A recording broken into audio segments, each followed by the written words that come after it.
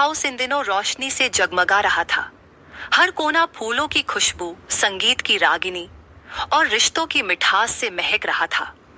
घर के आंगन में मेहंदी, संगीत और हल्दी की रस्मों का रंग चढ़ा हुआ था। प्रथम और राध्या की शादी की तैयारियां पूरे शबाब पर थीं।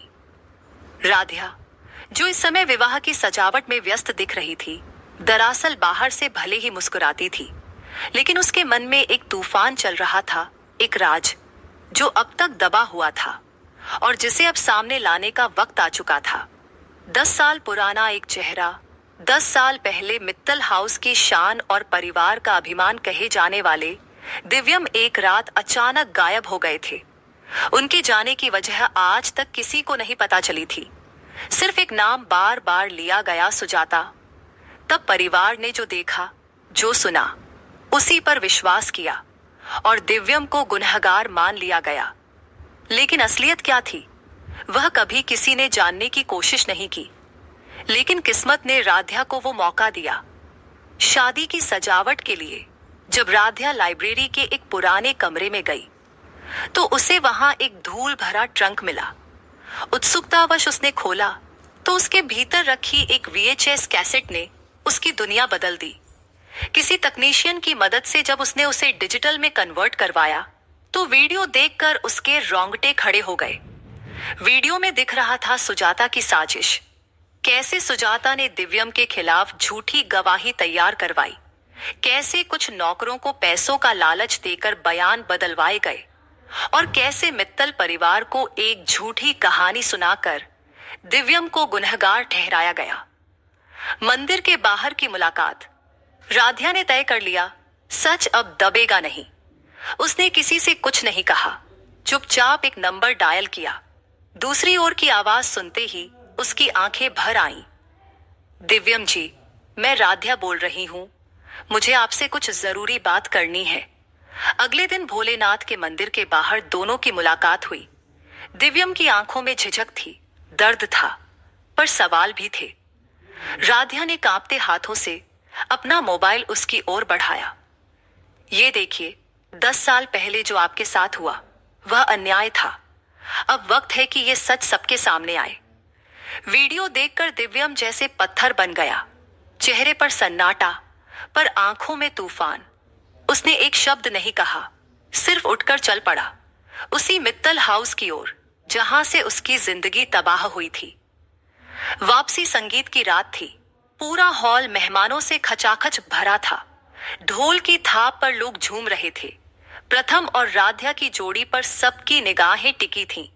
तभी धड़ाम, दरवाजा खुला और सबकी नजर उस ओर घूम गई। दिव्यम, 10 साल पुराना चेहरा, लेकिन आज उसकी आंखों में दर्द से ज्यादा सवाल थे और उसकी चाल में गुस्से से ज्यादा हक। कुछ लोग पहचान ही नहीं पाए, कुछ की सांसें थम गईं। सबसे ज्यादा घबराहट सुजाता के चेहरे पर थी। उसका चेहरा पीला पड़ चुका था। दिव्यम धीरे धीरे चलता हुआ सीधे उसके सामने पहुंचा। 10 साल, तुमने मेरी जिंदगी के 10 साल चुरा लिए। मेरे अपनों का प्यार, मेरी पहचान, मेरा भविष्य, सब कुछ। उसकी आवाज कांप रही थी, लेकिन उसमें वो तीव्रता थी जो झूठ की नींव हिला देती है। और ये सब कुछ तुमने सिर्फ अपनी जरूरतों के लिए किया। तुम्हारा लालच, तुम्हारा अहंकार मेरी बर्बादी बन गया। भीड़ में सन्नाटा था। सच का पर्दाफाश। दिव्यम ने इशारे से एक आदमी को बुलाया। प्रोजेक्टर सेट किया गया। फिर वह वीडियो चलाया गया जो 10 साल से दबी हुई हकीकत को सामने लाने वाला था। वीडियो में सुजाता और उसके सहयोगी साफ दिख रहे थे, पैसों की बात करते हुए, झूठी गवाही की तैयारी करते हुए। मित्तल हाउस थर्रा गया। प्रथम की मां, जो दिव्यम को कभी माफ नहीं सकी, अब शर्म से सिर झुका चुकी थी। गौरी की दादी, जो हमेशा दिव्यम को अपराधी समझती थी, अब चुप थी। फिर माइक पर आवाज आई गौरी की। आज ये सब देखकर एक बात समझ आई, हम सबने गलती की। बिना सुने, बिना सोचे किसी को दोषी ठहराना सबसे बड़ा अपराध है। दिव्यम भैया, हमें माफ कर दीजिए। सबकी आंखों में आंसू थे, लेकिन ये आंसू पछतावे के थे, प्रेम की परीक्षा।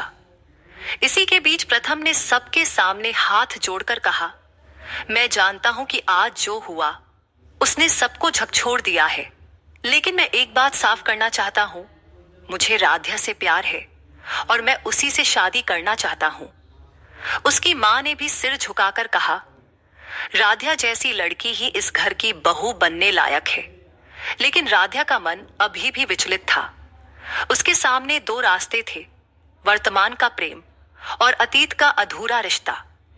राध्या ने अपने मन की बात दिव्यम से कही, आपका सच सामने लाने में मैंने सिर्फ इंसानियत का फर्ज निभाया, लेकिन मेरा भविष्य अब प्रथम के साथ है।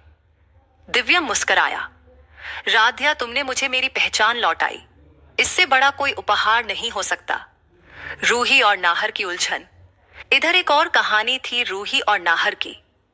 नाहर जो हादसे के बाद अपनी याददाश्त खो चुका था, अब धीरे धीरे सामान्य हो रहा था। लेकिन एक नई लड़की अग्नि उसकी जिंदगी में आ चुकी थी, जो रूही की जगह लेना चाहती थी। रूही हार मानने वाली नहीं थी।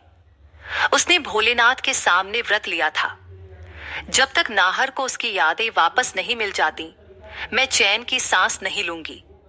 राध्या ने भी उसका साथ देने की कसम खा ली थी। एक तूफानी अंत।